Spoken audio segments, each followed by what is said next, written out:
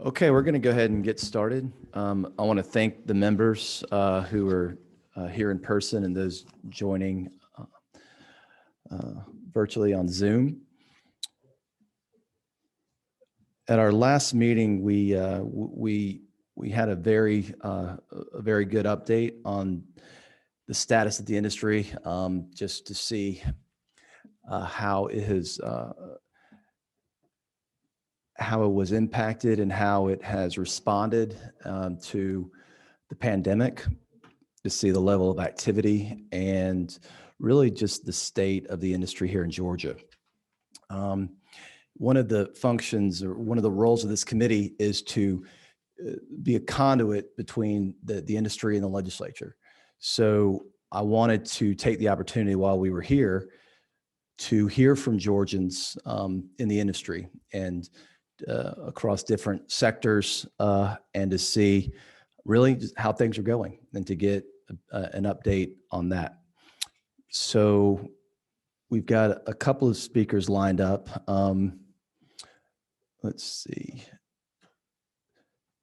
Is Steve online? Steve, okay. First, we're going to go with Steve Minch. Steve's with Tyler Perry Studios, and this body recently recognized Tyler Perry Studios as they were the first to open back up in July, and I'm sure Steve is going to talk to us some about that and some of the other things that are going on at Tyler Perry Studios. So, Steve, if you were live, go. I am, Chairman. All right. Well, thank you. Appreciate the time and want to thank you for your leadership here.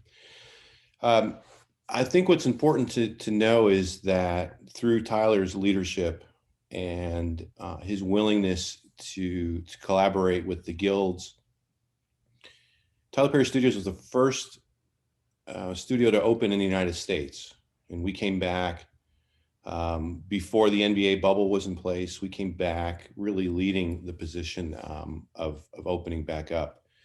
Tyler was able to create a bubble that's been mirrored by other industries and other entities. We went out and purchased about 50 housing units that we placed on the parade grounds, and were able, and those, by the way, those were all manufactured here in Georgia. Put those on the parade grounds and were able to quarantine about 350 cast and crew for periods of time. Of significance is during those quarantines, which now we are on our fifth and loading in our fifth quarantine today, we've had no one get sick while in quarantine. The process has been incredibly efficient to allow us to get back to work. And what I think is important to note is that with these successes that we had, it led other production companies to come back and start up. Our lot is, we are at capacity. I'm for the very first time, I have absolutely no space on the lot. Usually we were able to squeeze a piece of work in here or there, but we are absolutely at capacity. I'm fully booked out through the end of this year, and I've got holds into 2022. So I think that the level of confidence and comfort in the work, the stability of the incentive here has been incredibly helpful.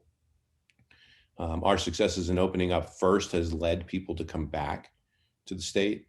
And I'm just very optimistic about the overall level of work here in the state. I know Mike Aiken can speak to his crews and his teams working, but we just see a lot of work. I'm thrilled to drive around on a bit anecdotally and just see all of the production signs back up. So with that, Chairman, I'll turn it back over to you. And just, again, thank you for your leadership. And I'm thrilled to be able to buy groceries for my family because of the amount of work. Thanks, Steve.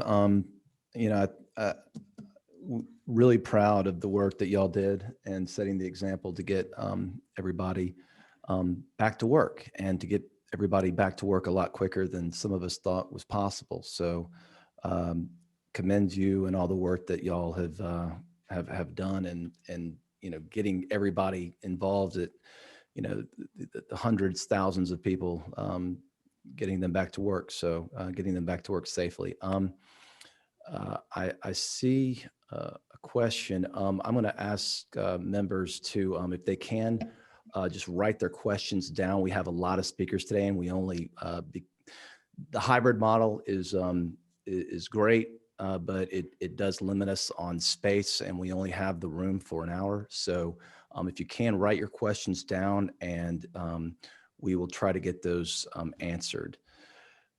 But Steve, thank you for taking the time to join us and for the update. That was very exciting. Very good news. Pleasure. Thank you. Okay, next, since he was just referenced, we'll go ahead and get Michael Atkins up. And Michael, if you can tell us who you are and what you do, and the floor is yours. Thank you, Chairman. I appreciate the opportunity to report some great news, to be honest with you, sir. As most of you know, I am with the labor union, Local 479, and I represent about 65% of the people working on these productions behind the camera. There are Teamsters and SAG and DGA and all those other people, but for the most part, I represent the majority of technicians that are in lighting and construction, things like that. And again, about 65% of the workforce.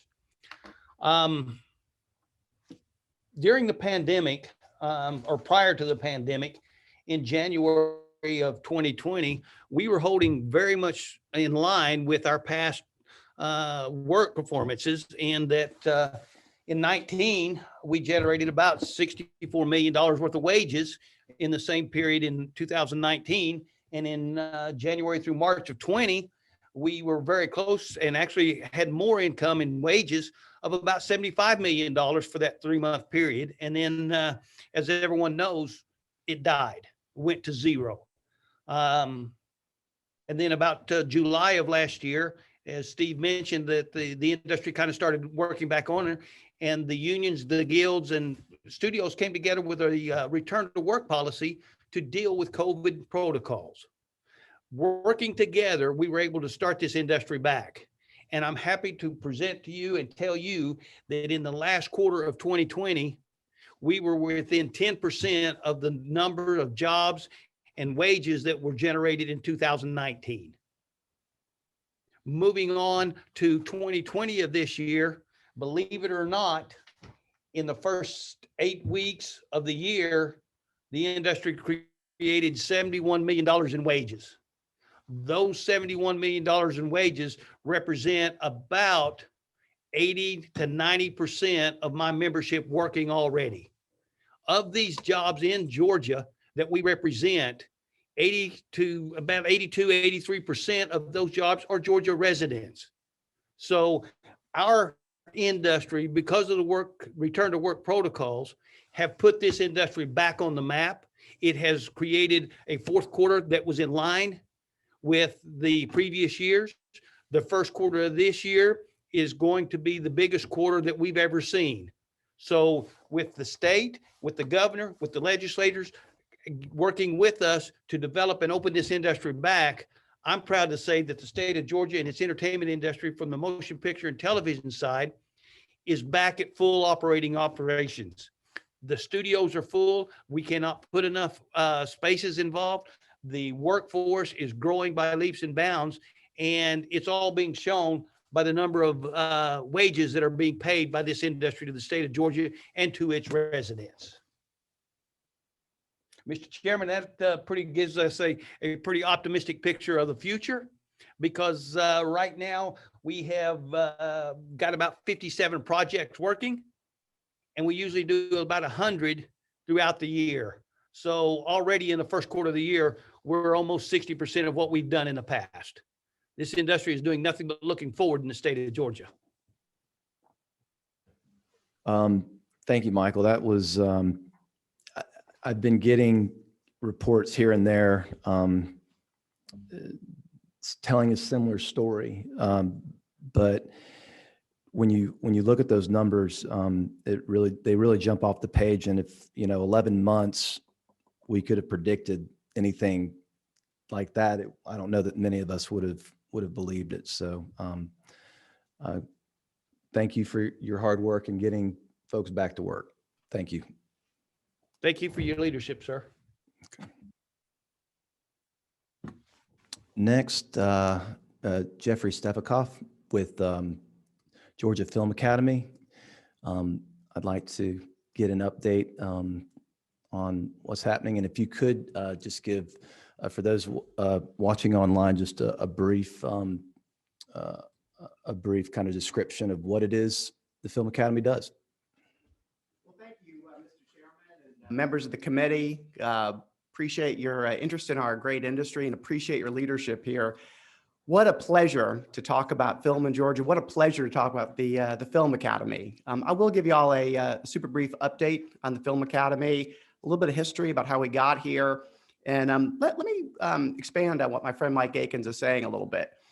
I talked to Lee Thomas yesterday, our film commissioner, who told me that there are 94 film and television productions either working or prepping. There's a lot of numbers to talk about. We're up 4,000% in the last 10 years. Carl Vinson yesterday, the Carl Vinson Institute, told us at the University System of Georgia that film is actually the fastest growing industry right now in Georgia. And employment between 2020 and 2029 is projected to grow at 47%, the fastest sector in the state. I don't want to talk about numbers. I want to leave you all with a word, and that would be unprecedented. The story of film in Georgia is unprecedented. There is no equal like this anywhere in the country, anywhere in the world. What does this mean? Briefly, it means an unprecedented opportunity for the state and jobs for our students, our neighbors, our returning vets. Unprecedented. The Film Academy, how did we get here? Super briefly, why is this film industry working the way it is? Briefly, our film tax credit, infrastructure, and workforce. A few years ago, when the film tax credit passed, everything started to take off. And there were questions, economic activity related to film and television production started to take off. And there were questions about whether or not there were enough Georgians to do all this work. So the state stepped in, University System of Georgia stepped in and did a study. And that study determined that we needed to support that workforce.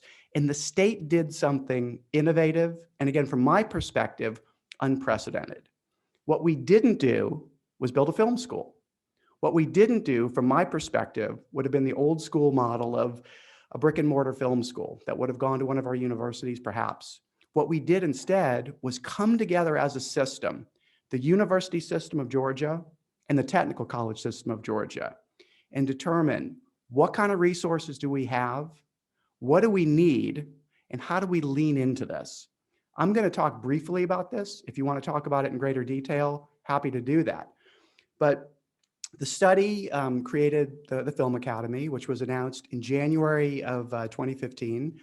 I came on board in August of 2015 as the founding executive director. It's relevant to note that I'm a Georgian. I grew up here.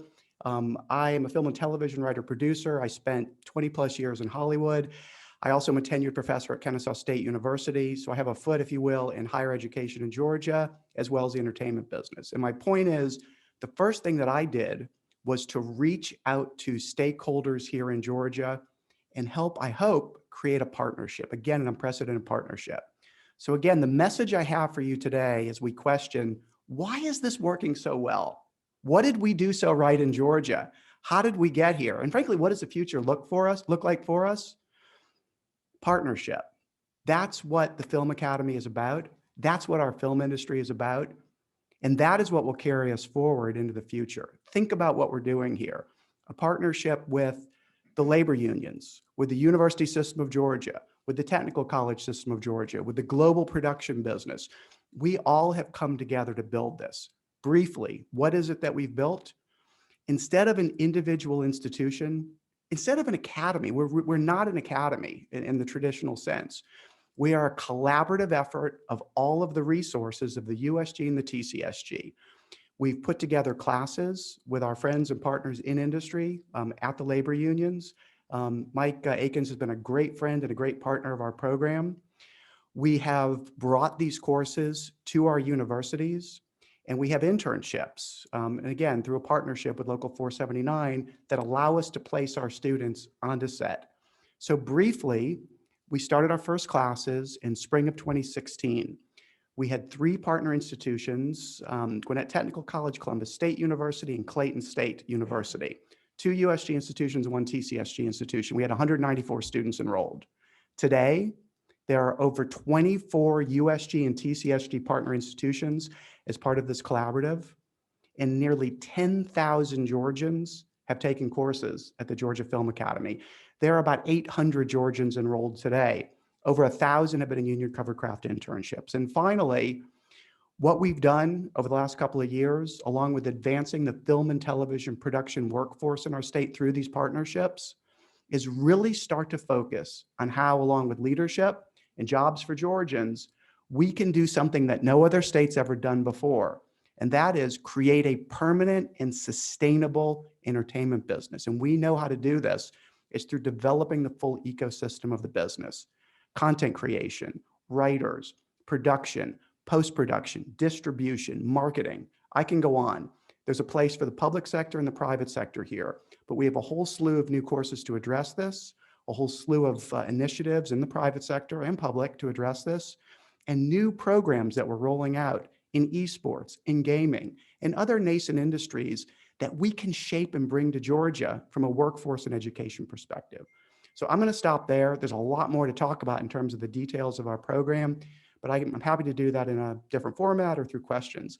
Again, thank y'all for your support of our students, your support of the USG and the TCSG, and your support and leadership of our beloved industry here. Thank you for that. This is just another example of a part working great that makes the entire industry here just do what it has done, what you described, in just a blink of an eye. Overnight, the industry has just exploded here. We're a global leader, and it's because of these kind of programs that somebody can not be in the industry in 18 months, be making close to a 6-figure salary. I can introduce you to those people. They're our students, yes. There are members here who have kids in this program, in the General Assembly. It's a fantastic program. I wish it's something I could take part credit for, but it's been very successful in getting Georgians to work and getting them to work quickly and paid well. So thank you for that presentation, and thank you for what you do. Thank you, Mr. Chairman, members of the committee. Next, I'd like to have Frank Patterson with Trillet. I think we have him online. Yeah, can you hear me, Mr. Speaker? I'm sorry, Mr. Chairman. That's okay. We won't tell Ralston. Yeah, I'm sorry, Speaker Ralston. Good to see you, Mr. Chairman, and thank you for inviting me to offer a few thoughts. I thought it might be helpful to sort of back out a little bit and provide some context for those who might be listening who don't really understand what we were dealing with when COVID hit. Pre-COVID, in the film industry, we were overwhelmed with the advent of streaming services and the changes in consumer behaviors and the way we were all consuming content. There literally wasn't enough content. To put it simply, Wall Street was pouring more money into the pipeline than we had the capacity to produce around the world. Not enough stages, not enough facilities, not enough labor, not enough creative talent. And it was challenging. And then COVID hit, and everyone went home and started consuming content at the same moment that we all had to stop making content. It seems like people sat in their houses and watched everything on the internet, and we weren't making any content. So, I'll say here at Trillet, our focus became like my colleagues, Steve at Tyler and a lot of our other facility colleagues here began to ask ourselves, how can we get back to work? We moved from supporting these productions to asking ourselves, how can we get back to work safely?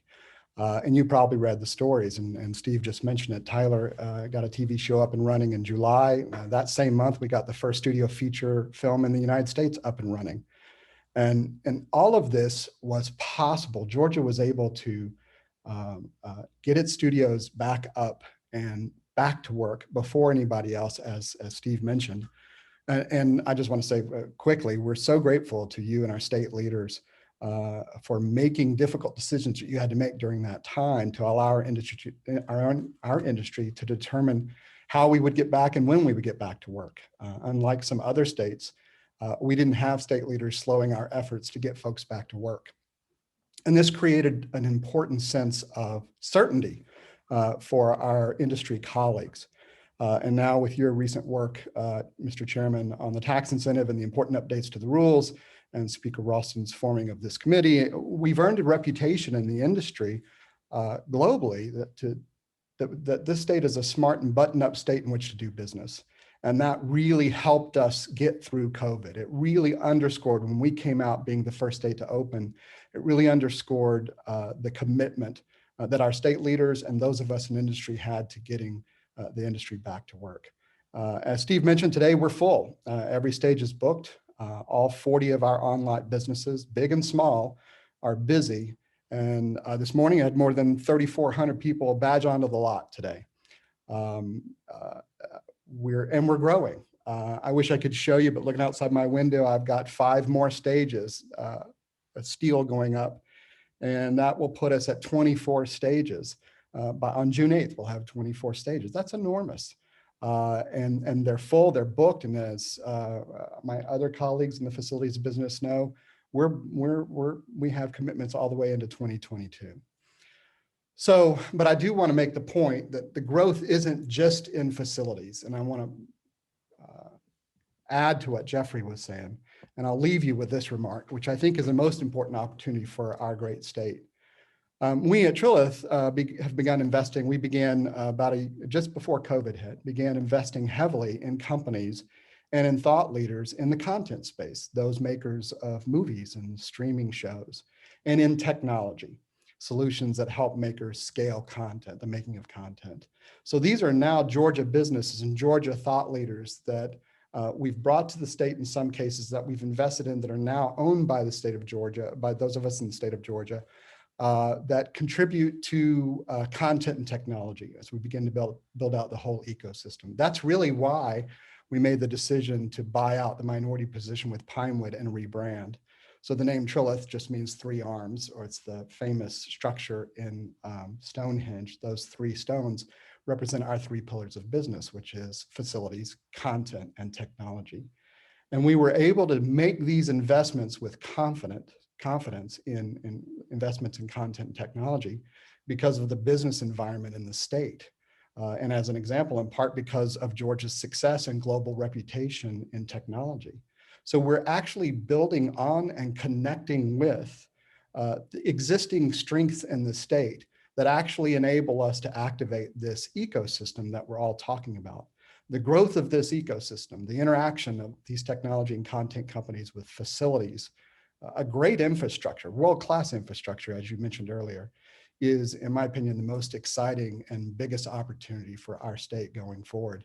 And that's all being fueled, of course, by the success of the tax incentive.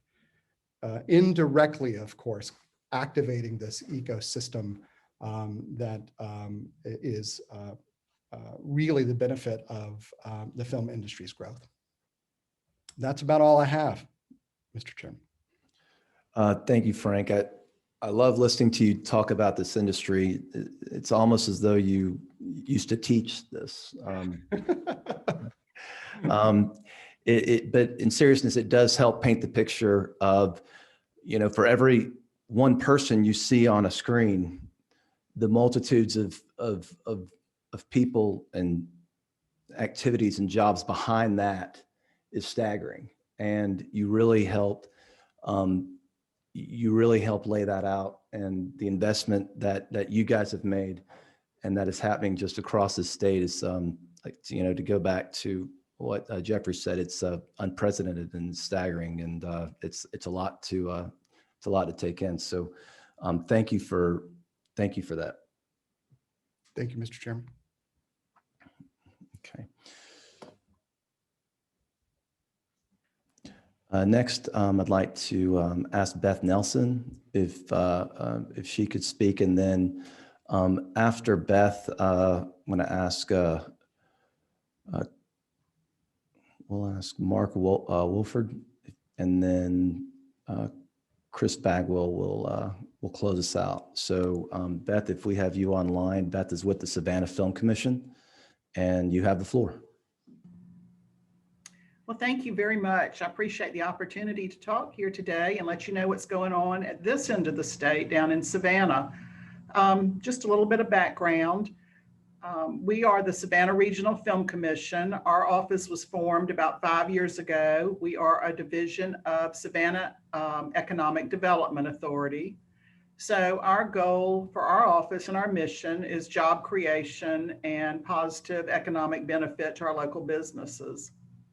So for the past 5 years, we have made steady progress in this goal. In 2014, in Savannah, there was $18 million worth of economic benefit from film production in that year, direct spend. And then last year, 2019, well, let me skip a year. 2020 doesn't really exist in my mind, but in 2019, we were up to 126 million in direct spend in our community from film production, which was a huge amount of growth. And we were really on a roll. And then, of course, 2020 hit, things ground to a halt, as we all know. But we started back at the end of the summer, in the fall, with some smaller projects, but things have really gone crazy since January. I think we have been busier than we have ever been. We have had 13 projects filming since the first of the year. 46 projects have come through. We've assisted those projects. 18 location packages created. It has been just booming. We have shows on top of shows coming into our city, and it's amazing. So just a little background about Savannah. Why do productions come to Savannah? Well, of course, number one is the Georgia tax credit. Without that, we could not, do what we do. So we're very appreciative of that credit. As I told a producer yesterday, Georgia has the best credit in the country, if not the world. We are stable. There are just so many things about it that make it a wonderful tax credit, and producers, studios, that's what they want, and they are coming here because of that. On top of that, in Savannah, we have a local incentive that we provide an extra 10% on local spend on top of the Georgia tax credit, just to give the productions a little boost with the extra cost of housing and things that they need when they come into Savannah. We've got a great diverse locations. We've got the ocean, we've got farmland, the largest historic district. We have everything here but mountains. So our locations are diverse. We are green year round, which helps us attract a lot of commercials and photo shoots that are trying to do their summer shoots in the winter. And we are green year round. And we've just got so much to offer productions. Our quality of life is like nothing else. Producers appreciate being here for a few months out of LA, out of New York, and spending some time here. And really, that's a big selling point, believe it or not. So things have gotten so good since January. I would not have believed this, even 4 or 5 months ago, how busy we are. It's impacting so much in our area. We have a major production here that's been here since October, shooting since February. I was talking to our partners at Visit Savannah in the tourism section. They are booking rooms. It has just made a huge impact on our tourism industry, which has suffered so much, of course, in the last year. But getting these rooms rented out to production people has really filled a gap that they were experiencing. Some of our local businesses, this production that's here, they shot 3 days down on River Street. Those businesses and restaurants down there were just suffering from lack of the tourists and the traffic that goes through. And so they paid them well. They were very grateful for that extra income during these hard times. So that's really the positive part of it. I think that we are going to just continue this year for every reason that every other speaker has said about why Georgia is booming and just the incredible growth we're seeing.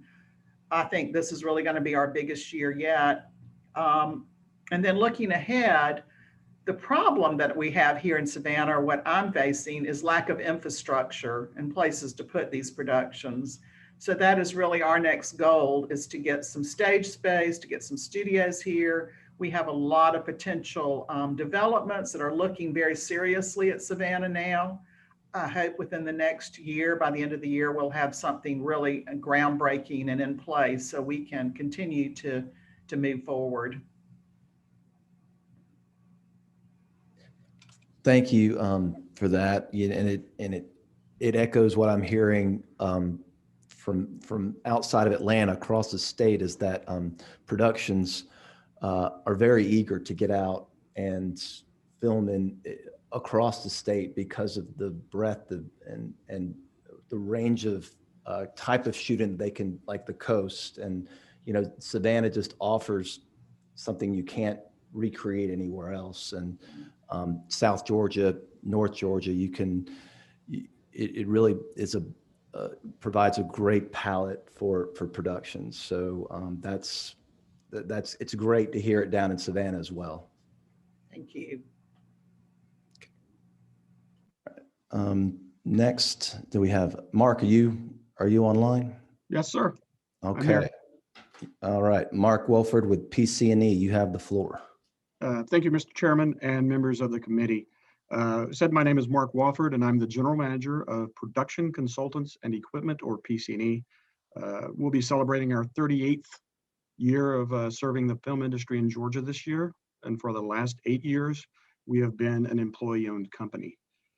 I was able to give testimony to this committee last year, and it is an honor to be asked back. Looking back, tomorrow will be 1 year to the day that we were able to gather in the Capitol and celebrate the success of the film industry in Georgia with our annual Film Day. And now, as everyone remembers, just days after that celebration, the world as we knew it changed, and overnight we saw production shut down one after one. Here at PC&E, we began to limit employee access, and by the end of March, only 3 of us were here on a daily basis.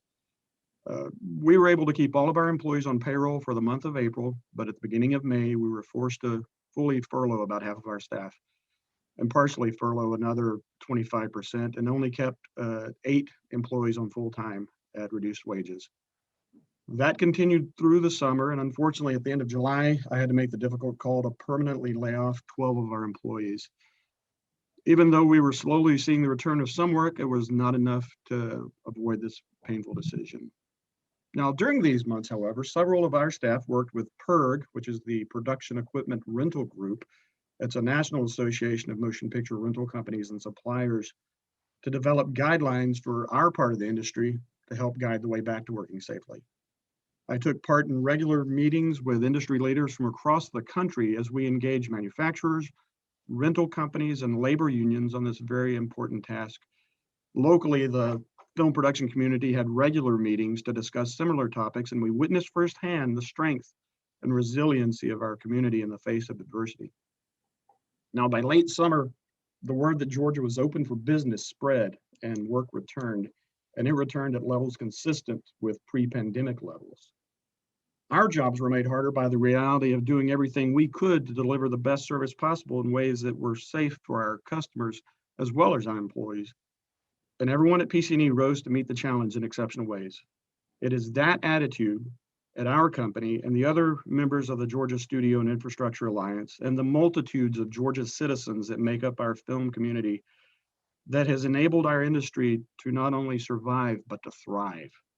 Now, at this point, we have almost our complete inventory of camera dollies out on long-term rentals with movies and episodics. We have restored salaries, and we've been able to bring back additional employees.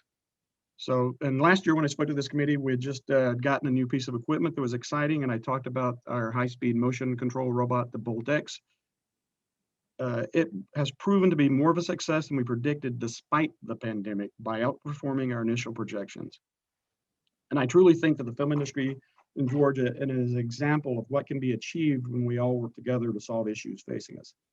As I told our employees last week for Employee Appreciation Day, I am resolved to not despair. We are exceptional place because of all that we do. Together, we have gotten through the past year. Together, we will continue to succeed. And together, we're all the better for it. And I think this should be said for our industry as a whole. Thank you for your time. Thank you for that. And I'm glad to see that you guys are back doing what you do. So thank you for those comments. Last, we have Chris Bagwell with, sorry, I turned myself off. Last, we have Chris Bagwell with EU Screen Gems, and if he's online, Chris, I think maybe one of the last things that we did before everything shut down is, I want to say, a week or two before that, yeah. A lot of us on this committee were on set having dinner with you and touring Stranger Things set and talking about some of the other projects that you had there at the studio, and then everything kind of stopped. So it's great to have you back, and look forward to hearing what you have to tell us. Thank you, Mr. Chairman. I appreciate it. I remember that we didn't even have the phrase China virus in our minds at that point, right? So thank you to the committee, to you, Mr. Chairman, for your leadership. I echo what everyone else has said. You know, we hear often from other states and from LA, Georgia's doing everything right. And, you know, you don't hear that every day about everything. So for years, with what Jeffrey's done, and Steve and Beth and Mike and everyone else here, Georgia has really pulled off creating the third leg of the stool in, I hope, permanent production infrastructure in the country, and with one of the best, probably the best tax credit in the world. I mean, you can argue that, but I mean, certainly tied for first, or with probably UK. You know, I think that Steve mentioned, Frank mentioned 3,200 folks badging in. You know, this is to give you the scale. We have a small show called Stranger Things that the chairman mentioned, who this year, because of COVID, went from 400-ish crew to about 600, almost 600 after COVID, which isn't a cost you want to have, but I mean, 600 folks on one television show. So if you think Stranger, which has a lot of actors, let's say there's 15 actors, right? That's 40 to 1. And that's a lot of actors. You know, some shows are 3 actors, and that's, you know, would be 200 to 1. So it's an employment heavy industry. As we talked about, we came here 10.5 years ago. We were kind of the first guys from the outside. We are owned by a family in New York City. I'm a Georgian, Landon, been here a long time. You know, we started the Georgia Studio and Infrastructure Alliance to kind of get together and talk to you guys with one message. And now we have our colleagues at GSEC as well. But you know, we're trying to make things clear and easy to understand in our business. And sometimes it's kind of an opaque business. So we were in the middle of Stranger Things season 4 when COVID hit. We have a long-term relationship with their where they stream on Netflix, with Netflix. We've had a multi-year relationship with Netflix, and that'll continue for some time. And so when you're in the middle of a show, it's pretty hard to convince people to live in trailers all of a sudden. So they all had apartment leases and everything in town, and the locals, you know, Netflix basically pulled this off without having to really disrupt people's lifestyle. And I got to tell you, Steve would and Frank would echo this. I feel like our stages and our lot is the safest place to be. I feel a lot better on the lot because of the strictness of the COVID protocols. I basically can't go in my own stages except with an N95 and, you know, prior kind of setup. We've had no real on-site we don't think we have any on-site transmission at all. Crew tested every few days to every week. We're tested every week. We have several large COVID trailers. And it's just been amazing to create that kind of safe bubble. The other thing I want to mention is people talk about V-shaped recovery. If anything, we've had it's such a narrow V and such a sharp right side that it's almost been like an I. Our recovery has been crazy. I mean, the day they came back, we were as busy as we were the day before they left. So I wish the legislature maybe it's, instead of doing a couple other different things, would be trying to find industries that you could replicate this in, other industries where you could have this kind of recovery. And the point you made about everyone watching, the point that Frank made about everybody watching all the television, all the backlog's gone. And I've had more calls for stage space in the last 2 weeks than I've had in any 2 weeks in the almost 11 years that we've been here. So production is expanding around the world. I don't think you're going to see that change anytime soon. And I thank all of you. I think that something that I like to always remind folks of is that we are not a blue collar or white collar industry. We are our clients are miniature armies, not even that miniature anymore, right? We're probably bigger than, Belgium. The armies have everything from computer scientists to photographers and actors, to accountants and caterers and, my maintenance folks and IT folks. And there's a place for everybody in our business. And just to kind of close with this, and Jeffrey's done an absolutely amazing job, as has all of the panelists here, Mike, everyone. I'll tell you a story I heard today that illustrates what's going on. Jeffrey, we need to crank out some more crew. Stranger Things would like to have another shooting crew and can't find enough people qualified. And remember, it's not just labor, it's qualified labor. And I heard a story today of a construction foreman hiring his yard guy yesterday because he couldn't find anybody. So it does require some skill, and I guess the yard guy has some skills, but this is a job, just a job sheen, and I hope it stays that way forever. We're grateful. We know that we exist on a credit that is never guaranteed, and I hope that we can get you all out to visit and show you around again, Mr. Chairman, as soon as this is over. I think seeing it in action, you walk into, just a buzz of people. These are cities that are just, booming inside the gates. So thank you again for all your support. Thanks, Chris. Another just a great report, and I think it really is beneficial for the legislature to hear these stories. We've talked, and I've talked to other people in the industry and other studio people, labor, education side, and I really wanted to try to bring everybody together to find out where we are as a state, and how we addressed it, what the current activity level is, and where we see the immediate and long-term future of this. And I think that that's been answered. I just want to thank you and everybody that took the time to meet with us. There's no doubt that you are busy right now, so I appreciate that. And with that, I'm going to close us out. We do need to give up the room. If you have a question, please see that Morgan gets it, and I'm going to try to get with the speakers and get all those questions answered.